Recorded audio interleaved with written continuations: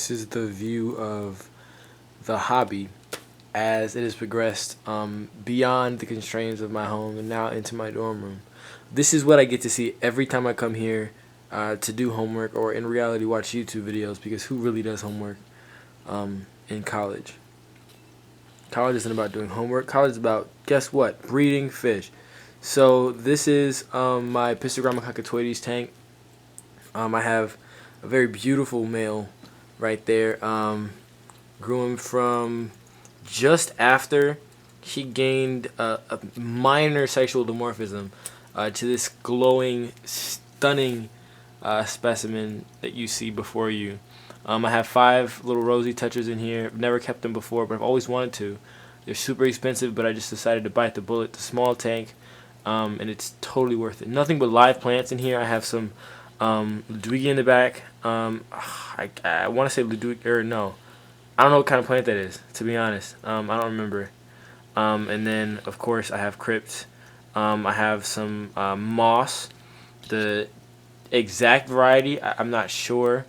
And then I have Anubias Nana Petite. There goes one of his 2 females, concubines, if you will. 2 shells. There's a shell back there. The male takes up residence right around here. When they breed, which I'm anticipating will happen if I ever get around to putting in Indian almond leaves, I'm expecting to breed in that cave. And there goes the second female. She's taking up residence clear of the male's territory because he can be kind of a bully. Yeah, there he goes in the back. I've been conditioning them on frozen brine shrimp on a daily basis. I'm hoping that that'll get them into the mood, if you will. So this is the biggest of the 3 tanks with an LED light finally on it. So maybe I'll get some decent growth out of these plants. Now on to the 2.5, the very first desktop aquarium that I set up, the one that started it all. I have 7 endless livebearers that have honestly outgrown this tank. I added them when they were just tiny little fry, and I just left them in there. I have some cherry shrimp. There goes my male, and then I have 3 females, one of which was holding recently. I have a lot of snails, but this tank, the centerpiece fish, is hands down the scarlet badis, who probably won't come out now because he knows I'm recording and I want to see him. Can't remember what kind of plant this is, but it's definitely my favorite. I also have some in the 10-gallon, which I forgot to mention. Hopefully it'll grow up and it'll cover that entire back corner just like it has in this tank. It is absolutely flourished in this tank. I have 3 male endlers in this tank. There goes one. They were Japanese blues. Their father was a Japanese blue. So that's what I'm assuming the 2 darker males are. The lighter male, I don't know what he is, a mutt, but he's also very pretty. I have some crypts in here. I tried my hand at stargrass. It is not taken off. It pretty much came in full.